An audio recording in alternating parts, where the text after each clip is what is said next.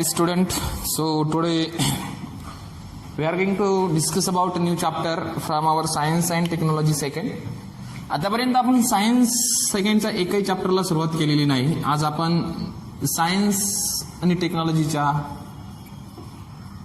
सेकंडच्या चॅप्टरला सुरुवात करत आहोत आपण. दॅट इज बायोलॉजी सेक्शन मधला हा चॅप्टर आहे and the chapter is the heredity and evolution. Heredity and evolution. Already आपण सायन्स फर्स्ट मधले 2 चॅप्टर बघितलेले आहे. केमिकल रिएक्शन अँड इक्वेशन्स आणि फिजिक्सचा सेक्शन होता ग्रॅव्हिटेशन, ज्याचे न्यूमेरिकल्स बाकी आहे.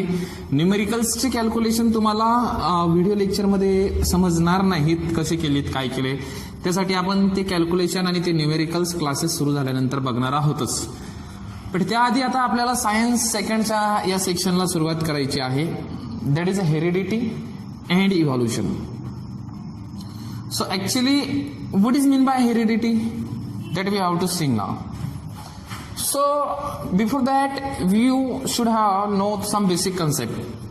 That first term is heredity, second term is a variation. चॅप्टरचा सुरुवातीचा भाग जो आहे हेरिडिटी आणि लास्टचा जो पोर्शन आहे तो आहे इव्हॉल्युशन. हेरिडिटी, व्हॅरिएशन आणि तिसरी टर्म आहे जेनेटिक्स. या 3 टर्मचं डिस्कशन आपल्याला बेसिकली करायचं आहे. मग first thing is the what you mean by heredity. Heredity काय आहे ते लक्षात घ्या आधी. Okay, so you know every living organism gives rise to the organism of same species. प्रत्येक सजीव हा त्याच्याच सारख्या सजीवाला, त्याच प्रजातीच्या सजीवाला जन्म देतोय. कुठली एखादी ट्री असेल तर त्या ट्री पासून सेम काइंडची, सेम स्पेसिसची ट्री बॉर्न होते आहे. कुठला अॅनिमल असेल, cat gives rise to cat, dog gives rise to dog. That means every species or organism of species gives rise to the organism belong to same species. कुठलाही सजीव हा त्याच प्रजातीच्या सजीवाला जन्म देतो. असं होणार नाही की कुत्र्यापासून मांजराचं पिल्लू जन्माला येते, मांजरापासून कुत्र्याचं पिल्लू जन्माला येते, असं काही होणार नाही. कुत्र्यापासून कुत्र्याचंच पिल्लू जन्माला येणार आहे.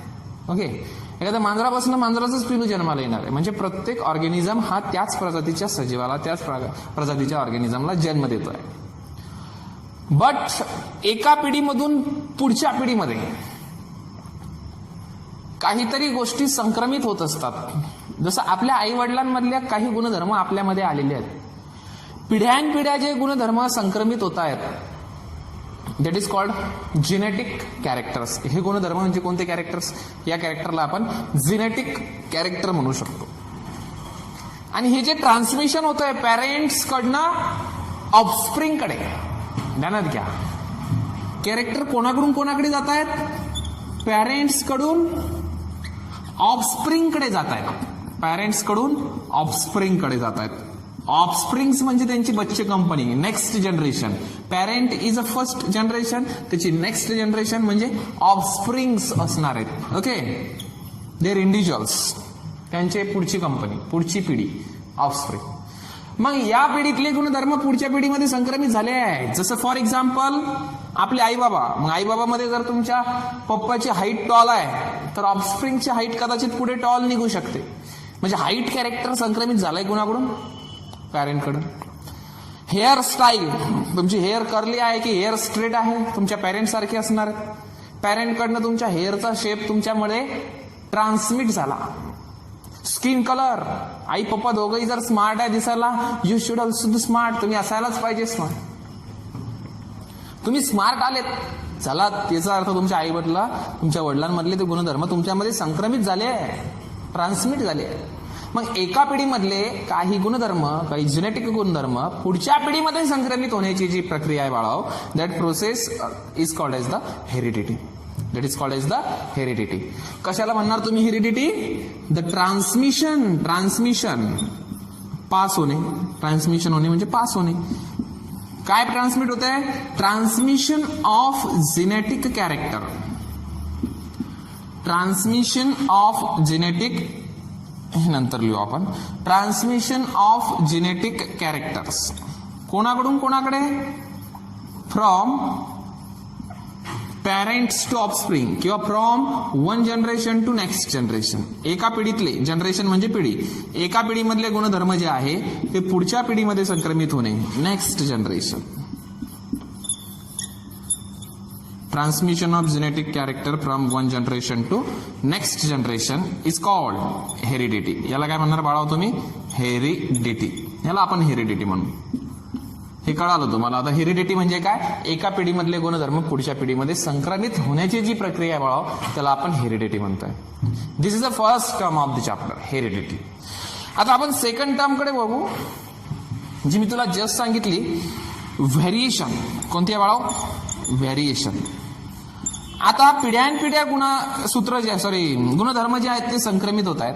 एका पिढीतून पुढच्या पिढीमध्ये हे जेनेटिक कॅरेक्टर जे आहे ते ट्रान्समिट होत आहेत from one generation to next generation. पण ट्रान्समिट होत असताना सगळेच जेनेटिक कॅरेक्टर ट्रान्समिट होत नाही. म्हणजे अर्थात we are not exactly similar to our parents. आपण आपल्या पॅरेंट्स सारखे एक्झॅक्टली सिमिलर नाहीये. त्यांच्यामध्ये आपल्यामध्ये काहीतरी डिफरन्सेस आहे. त्यांचा चेहरा थोडा वेगळा दिसतो, आपला चेहरा थोडा वेगळा दिसतो, हाईटच्या बाबतीत असो, कोणत्याही बाबतीत. There are some what changes, there are some what differences. कोणामध्ये? पॅरेंट्स आणि ऑफस्प्रिंग. जरी हे ऑफस्प्रिंग या पॅरेंट्सचे आहेत तरी मात्र ते एक्झॅक्टली सारखे नाही आहे. There are some differences among themselves, among this parents and offspring. या पॅरेंट्स आणि ऑफस्प्रिंग मध्ये त्या ठिकाणी काहीतरी डिफरन्सेस आहेत, चेंजेस आहेत. मग आता हे झाले पेरेंट ऑफस्प्रिंग मध्ये. For example A and B, these are the two parents. हे ए बी दोन पॅरेंट्स आहेत आणि यांच्यापासून नेक्स्ट जनरेशन मध्ये 3 ऑफस्प्रिंग्स आपल्याला इथे भेटत आहेत. ओके, पी क्यू आर अशा 3 ऑफस्प्रिंग्स तुम्हाला भेटल्या. तर या ऑफस्प्रिंग्स ज्या आहेत यांच्यामध्ये आणि या पॅरेंट्स मध्ये काहीतरी डिफरन्सेस आहे, चेंजेस आहे. हे एक्झॅक्टली यांच्यासारखे नाही, पॅरेंट्स सारखे नाहीये. किंवा ह्या ऑफस्प्रिंग्स आपापसात सुद्धा एकामेकांसारख्या दिसू शकत नाही. पी क्यू वेगळे असतील दिसायला, किंवा म्हणजे अर्थात तुमचे भाऊ बहीण तुमच्यासारखे दिसतात का? एक्झॅक्टली नाही. त्यांच्यामध्ये सुद्धा काहीतरी चेंजेस आहे. तुमचे भाऊ बहीण तुम्ही एकाच पिढीतले आहात तरी सुद्धा तुमच्यामध्ये काहीतरी डिफरन्सेस आहे. तुमच्या पॅरेंट्स पेक्षाही तुम्ही डिफरन्स दिसताय आणि तुमच्या भाऊ बहिणीपेक्षा सुद्धा तुम्ही कसे दिसताय? डिफरंट दिसताय.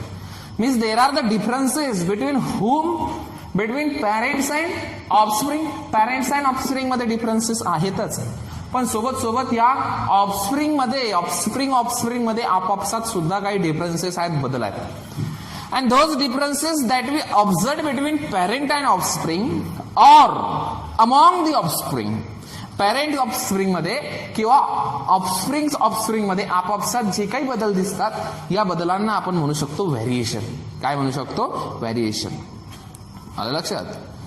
फॉर एक्झाम्पल एखादा शर्ट घ्यायचा आहे, पण शर्ट तुम्हाला पाहिजे एकच कलर वेगवेगळा पाहिजे. तुम्ही काय म्हणताय? थोडंसं याच्यामध्ये व्हेरिएशन दाखवा. त्या दुकानदाराला सांगताय तुम्ही, म्हणजे अर्थात त्याच्यामध्ये थोडेफार बदल असतील असं शर्ट दाखवा, एक्झॅक्टली डिफरंट नाही दाखवा.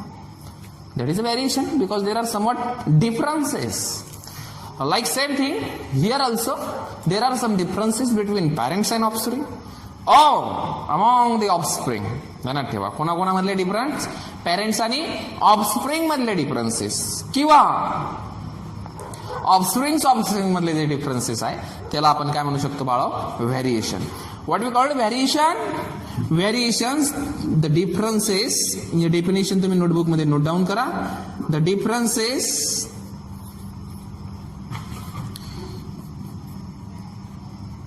that seen, the differences that seen between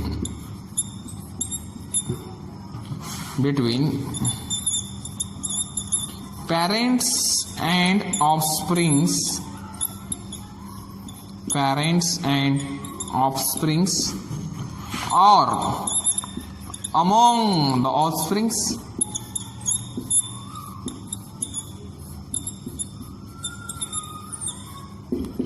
the differences that seen between parents and offsprings or among the offsprings are called variation. अशा डिफरन्सेसला काय म्हणायचंय तुम्ही? व्हेरिएशन्स. याला आपण व्हेरिएशन्स म्हणू शकतो. The variations are caused due to the different reasons. वेगवेगळ्या शास्त्रज्ञांनी वेगवेगळ्या प्रकारच्या थिअरी दिलेल्या आहेत की व्हॅरिएशन नेमकं कशामुळे दिसतंय. What is the variation be seen. Variation का दिसू शकतं यासाठी इव्हॉल्युशन मध्ये तुम्हाला पुढे 11वी 12वी मध्ये खूप साऱ्या थिअरीज आहेत ज्या 10th मध्ये नाही आहे. खूप वेळ लागेल आपल्याला त्या घ्यायला. व्हॅरिएशनसाठी वेगवेगळ्या थिअरीज आहेत. त्यापैकी मी एक थिअरी जी तुम्हाला 10th मध्ये सांगितलेली आहे त्याच्याबद्दल थोडंसं बोलतोय. एका शास्त्रज्ञाने त्याचं नाव आहे ह्युगो डी व्हॅरिस. या ह्युगो डी व्हॅरिस नावाच्या शास्त्रज्ञाने सायंटिस्टने एक थिअरी एक्सप्लेन केली. काय नाव त्याचं? Hugo de Vries. ओके. ही person first time explain the theory related to variation and it is the mutational theory of variation. कोणती थिअरी आहे ती? Mutational theory of variation. मग म्युटेशन म्हणजे काय? Mutational theory of variation. Mutation या शब्दाचा अर्थ काय? Mutations means sudden changes. एखाद्या पिढीमध्ये जर अचानकपणे बदल दिसत असतील, काही डिफरन्सेस दिसत असतील, अचानकपणे काही चेंजेस घडून येत असतील, दॅट इज कॉल्ड एज अचानकपणे घडलेले बदल. पिढ्यानपिढ्या संक्रमित होत असताना काहीतरी नवीन कॅरेक्टर तुम्हाला जर ऑब्झर्व होत असतील, दिसत असतील पिढीमध्ये, that changes, sudden changes are called as the mutation. आणि असे अचानकपणे काहीतरी बदल होतात म्हणून व्हॅरिएशन दिसतं, असं कोण म्हणाला होता? Hugo de Vries. And this theory is a mutational theory of evolution किंवा म्युटेशनल थिअरी ऑफ व्हॅरिएशन. असं आपल्याला याच्याशी जास्त डिस्कशन करायचं नाही. It is just for your information. ठीक आहे. व्हॅरिएशनसाठी बरीच कारणं आहेत. बऱ्याच थिअरीमध्ये बऱ्याच सायंटिस्टने ते एक्सप्लेन करून दिलेले आहेत की there are different reasons for the variation. हे बदल होण्यासाठी पॅरेंट्स आणि ऑफस्प्रिंग मधले बदल किंवा ऑफस्प्रिंग मधले जे बदल आहे त्या बदलासाठी वेगवेगळ्या प्रकारचे रिझन्स रिस्पॉन्सिबल आहे. But third factor, third definition is most important. Genetics. याच्या नंतरची एक डेफिनेशन आहे बाळाओ. कोणती? जिनेटिक्स, ज्याला आपण अनुवांशिकता म्हणतो. जिनेटिक्स, अनुवांशिक. तर ही जिनेटिक्स ही जी टर्म आहे, ही टर्म फर्स्ट टाइम ज्याने कॉइन केली तो सायंटिस्ट जो होता that is a Bateson. Was that? Bateson. तो बॅटसन होता ज्याने सगळ्यात आधी ही टर्म फाइंड आउट केली, कॉइन केली. But the father of genetics is a different person. Y?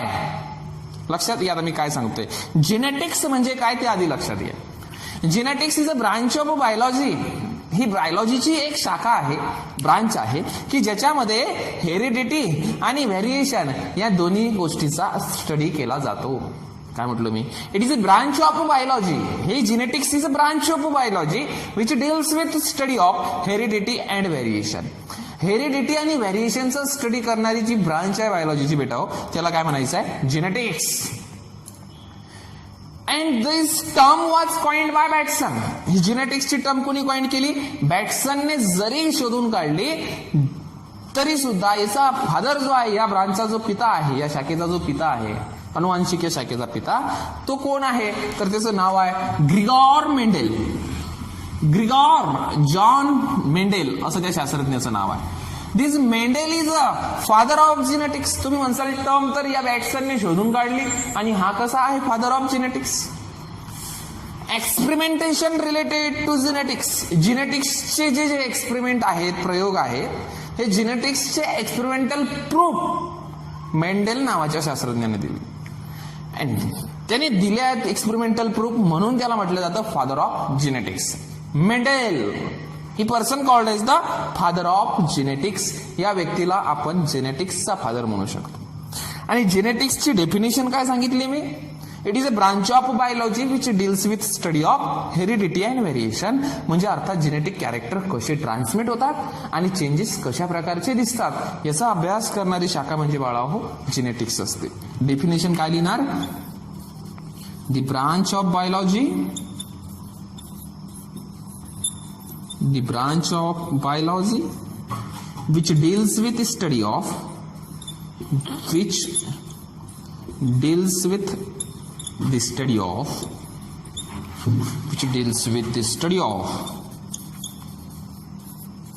heredity and variation.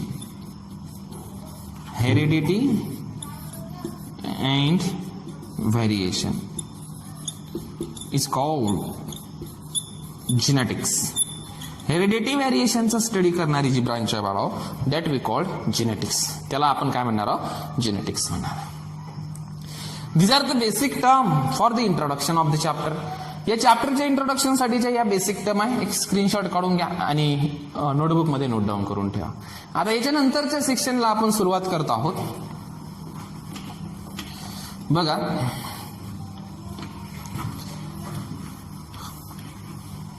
आता हे जे जेनेटिक कॅरेक्टर्स आहेत ते एका जनरेशन मधून नेक्स्ट जनरेशन मध्ये कॅरी करण्याचं काम कुठले तरी मॉलिक्युल्स करतायत. And that molecules are called as the DNA. Means अर्थात जेनेटिक मटेरियल, जेनेटिक इन्फॉर्मेशन किंवा जेनेटिक कॅरी करणारा फॅक्टर, त्याला म्हणायचं जेनेटिक मटेरियल. मग हे नेमकं जेनेटिक मटेरियल कोणतं आहे? कारण आपल्या बॉडीमध्ये तर खूप सारे घटक आहे, प्रोटीन आहे, कार्बोहायड्रेट्स आहे, फॅट्स आहे. कोणत्या गोष्टीद्वारा हे जेनेटिक कॅरेक्टर एका पिढीतून पुढच्या पिढीमध्ये संक्रमित होतात? तर that is the DNA. Okay, our chromosomes are made up of DNA. तुम्ही क्रोमोझोम हा शब्द ऐकलेला आहे. पुढे आपल्याला त्याच्याबद्दल डिस्कशन करायचं आहे, एक्झॅक्टली कुठे आहे ते क्रोमोझोम वगैरे. त्याबद्दल मी तुम्हाला जस्ट थोडंसं इंट्रोडक्शन इथे सांगतो आणि नंतर मग मी तुम्हाला ती थोडीशी कन्सेप्ट क्लिअर करून देतो. बघा, आज आपण इंट्रोडक्शन घेतो या चॅप्टरचं फर्स्ट लेक्चर मध्ये. आता कुठल्याही ऑर्गॅनिझमची ही सेल, तुमची आमची फॉर एक्झाम्पल ही सेल आहे, आपल्या बॉडीमधली कुठली तरी एक सेल आहे आणि यातला हा basic cell organism that is our nucleus. आणि या न्यूक्लियस मध्ये क्रोमोझोम्स आहेत. काय बाळा याच्यामध्ये? क्रोमोझोम्स. न्यूक्लियस मध्ये काय आहे? क्रोमोझोम्स देण्यात आले. Inside the nucleus there are the chromosomes. And depending on the number of sets of chromosome, there are two types of cells. Cells दोन प्रकारचे आहेत. Haploid cells, it is indicated by small n, and diploid cells, it is indicated by twice n. आता आपल्या ज्या सेलमध्ये 46 chromosome आहे, आपल्या almost body सेलमध्ये किती क्रोमोझोम आहेत? प्रत्येक सेलमध्ये, बॉडीमध्ये नाही, बॉडीच्या प्रत्येक सेलमध्ये किती क्रोमोझोम आहे? 46. म्हणजे अर्थात 23 चे दोन सेट आहेत. किती सेट आहेत क्रोमोझोमचे? 23. 23 pairs of chromosomes are present in each of the cell of our body. And अशा ज्या सेल आहेत ज्याच्यामध्ये क्रोमोझोमचे दोन सेट आहे, एका सेटमध्ये किती आहे? 23. दुसऱ्या सेटमध्ये 23. म्हणजे किती सेट आहेत? दोन सेट आहेत. ती सेल कोणती? डिप्लॉइड. पण आपले जे गॅमेट्स आहेत, गॅमेट्स की ज्याच्यापासून नवीन जनरेशन फॉर्म होणार आहे, मेलमध्ये स्पर्म आणि फिमेलमध्ये ओव्हम. तर या स्पर्म आणि ओव्हम ह्या अशा सेल आहेत की ज्याच्यामध्ये क्रोमोझोमचा फक्त एकच सेट आहे. स्पर्म मध्ये 23 क्रोमोझोमच असतात, पेअर नसतात क्रोमोझोमच्या. ओव्हम मध्ये 23 क्रोमोझोमच आहेत, पेअर नाहीये क्रोमोझोमच्या. एकच सेट आहे 23चा, एकच संच आहे. क्रोमोझोम जर 23च आहे त्या सेलमध्ये, तर त्या सेलला काय म्हणणार तुम्ही? Haploid cell. The cell that consist of only one set of chromosome, it is called as the haploid cells. And the cells that having two sets of chromosome, ज्या सेलमध्ये क्रोमोझोमचे दोन सेट आहेत, that cells are called as the diploid cells. त्या सेलला काय म्हणायचं आहे? Diploid sale. Chromosome असतात कुठे? त्या सेलच्या न्यूक्लियस मध्ये क्रोमोझोम आहेत. And this chromosomes consist of DNA. हे क्रोमोझोम कशापासून बनलेले आहे? डीएनए पासून बनलेले आहे. Each chromosome is made up of one DNA. प्रत्येक क्रोमोझोम हा डीएनए पासून बनलेला आहे. DNA is a long thread of nucleic acid. आपण डीएनएचं स्ट्रक्चर बघणार आहोत. फक्त एवढं ध्यानात असू द्या की इथे क्रोमोझोम आहे आणि क्रोमोझोम कशापासून बनलेले आहे? डीएनए पासून. अर्थात हे क्रोमोझोम जे आहेत, हे गॅमेट्स मधले जे क्रोमोझोम आहेत, यातले 23 यातले 23 हे एकत्र येत आहेत. म्हणजेच अर्थात ते जेनेटिक कॅरेक्टर कुणामुळे एकत्र येत आहेत? क्रोमोझोममुळे. आणि क्रोमोझोम कशापासून बनलेले आहे? डीएनए पासून बनलेले आहे. म्हणजे अर्थात एका पिढीतले गुणधर्म हे पुढच्या पिढीमध्ये संक्रमित करण्याचं काम कोण करते? डीएनए करतात. Except in viruses. व्हायरसेस मधले डीएनए जेनेटिक मटेरियल आहे असं नाही आहे. There may be the RNA is a genetic material. व्हायरसमध्ये आरएनए सुद्धा जेनेटिक मटेरियल असू शकते. पण बॅक्टेरियापासून जर वरच्या ऑर्गॅनिझमचा, मोठ्या मोठ्या ऑर्गॅनिझमचा जर विचार केला तर डीएनए हे जेनेटिक मटेरियल आहे. डीएनए हे जे आहे हा असा फॅक्टर आहे की जो एका पिढीतले गुणधर्म पुढच्या पिढीमध्ये संक्रमित करतो. आपल्या आई वडिलांमधले गुणधर्म आपल्यामध्ये आले, कोणामुळे आले? डीएनए मुळे आले. आणि एक्सपेरिमेंटली हे जे प्रूव्ह केलेलं आहे, DNA is a genetic material that was first time prove by 3 scientist. 3 शास्त्रज्ञांनी हे फर्स्ट टाइम एक्सप्लेन केलं. दॅट इज ॲव्हेरी, दुसरा आहे मॅक्लिओड आणि तिसरा आहे McCarthy. Okay, Avery, MacLeod and McCarthy. These are the 3 scientists. Avery, MacLeod and McCarthy first time given that DNA is a genetic material in the organism except viruses. हे ध्यानात ठेवा, हे नका ध्यानात ठेवू कोणी सांगितलं, पण हे ध्यानात ठेवा की सजीवामध्ये जेनेटिक मटेरियल कोणता? डीएनए. पण डीएनए हे जेनेटिक मटेरियल कोणात नसू शकतं? व्हायरसेसमध्ये. कारण व्हायरसेसमध्ये डीएनएच्या ऐवजी आरएनए सुद्धा जेनेटिक मटेरियल म्हणून काम करतायत. आरएनए सुद्धा अनुवांशिक गुणधर्म कॅरी करतात. कोणामध्ये? व्हायरस सेलमध्ये. एका व्हायरसच्या 2 व्हायरस सेल झाल्या डिव्हिजनमुळे, तर ते जेनेटिक कॅरेक्टर कोणामुळे ट्रान्समिट होते? आरएनए मध्ये, व्हायरसेसमध्ये. पण बाकी ऑर्गॅनिझममध्ये, तुमच्या आमच्यामध्ये जेनेटिक मटेरियल कोणतं आहे? DNA is a genetic material. तुमच्या आमच्यामध्ये DNA is a genetic material. आणि डीएनएचं स्ट्रक्चर जे आहे बेटा ते तुम्ही 9th स्टँडर्ड मध्ये डिस्कस केलेलं आहे की डीएनए काय आहे, कसं आहे, हे तुम्ही 9व्या वर्गामध्ये शिकलेले आहे. तरी सुद्धा तुम्हाला आता 10th मध्ये फर्स्ट पेजवरच तुम्हाला क्वेश्चन आहे, explain the structure of DNA. Okay, मग स्ट्रक्चर जर तुम्हाला डीएनएचं एक्सप्लेन करायचं आहे तर it is on the base of Watson and Crick model. Okay, 2 शास्त्रज्ञांनी हे स्ट्रक्चर सांगितलं होतं. कोणी कोणी?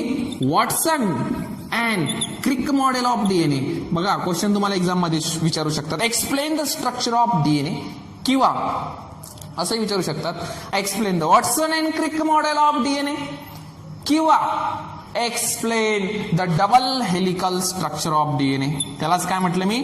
Double helical structure. कुणाचं? डीएनएचं. 3 प्रकारे क्वेश्चन विचारू शकतात. सिम्पली तुम्हाला म्हणू शकतात explain the structure of DNA, किंवा तुम्हाला म्हणू शकतात explain the Watson and Crick model of DNA, किंवा असंही विचारू शकतात explain the double helical model of DNA किंवा double helical structure of DNA. कसाही क्वेश्चन विचारला, आन्सर एकच, तुम्हाला तिथे एक्सप्लेन करावं लागेल स्ट्रक्चर ऑफ डीएनए. डीएनएचं स्ट्रक्चर तुम्हाला त्या ठिकाणी एक्सप्लेन करावं लागेल, की जे आज आपण एक्सप्लेन करणार नाही आहोत. ओके, आजच्या या इंट्रोडक्टरी पार्टमध्ये आपण काय बघितलं? हेरिडिटी म्हणजे काय ते बघितलं, व्हेरिएशन म्हणजे काय ते बघितलं, जेनेटिक्स म्हणजे काय ते बघितलं.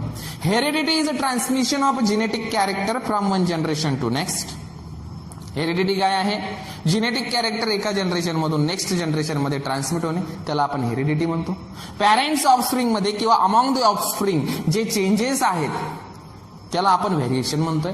The changes, that differences which can be seen between parents and offspring or among the offspring, such differences are called as the variation. And the study of heredity and variation, heredity variationचा study करण्याची branch जी आहे बायोलॉजीची, that is called as the genetics. Okay, आणि दुसरी महत्वाची एक term सांगितली मी की DNA is a genetic material, की जेनेटिक कॅरेक्टर ट्रान्समिट होते. ते हेरिडिटीसाठी रिस्पॉन्सिबल फॅक्टर कोणता? डीएनए आहे. आणि कुठे असतात DNA? DNA are found in the form of chromosome. DNA हे क्रोमोझोमच्या स्वरूपामध्ये आहे. क्रोमोझोम म्हणजे डीएनए आहे. फक्त हा डीएनए जो आहे हा घट्टपणे वाउंड करून ठेवलेला आहे एका ठिकाणी, मग क्रोमोझोम तयार झाले. ते कसं आपण उद्या बघणार आहोत की नेमकं क्रोमोझोम आणि डीएनए मध्ये काय नातं आहे. पण डीएनए जे आहेत एका पिढीतले अनुवांशिक गुणधर्म पुढच्या पिढीमध्ये संक्रमित करतायत. This DNA can carry the genetic information, genetic characters from 1 generation to next generation. एका जनरेशन मधले जेनेटिक कॅरेक्टर नेक्स्ट जनरेशन मध्ये कॅरी करण्याचं काम डीएनए करतायत.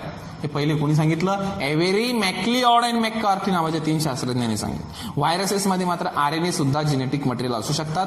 तर डीएनए काय आहे आणि आरएनएचं स्ट्रक्चर काय आहे ते उद्याच्या आपण मेन पहिल्या लेक्चरमध्ये बघणार आहोत. आजचे इंट्रोडक्टरी लेक्चर आपण इथंच थांबू. Okay, thank you.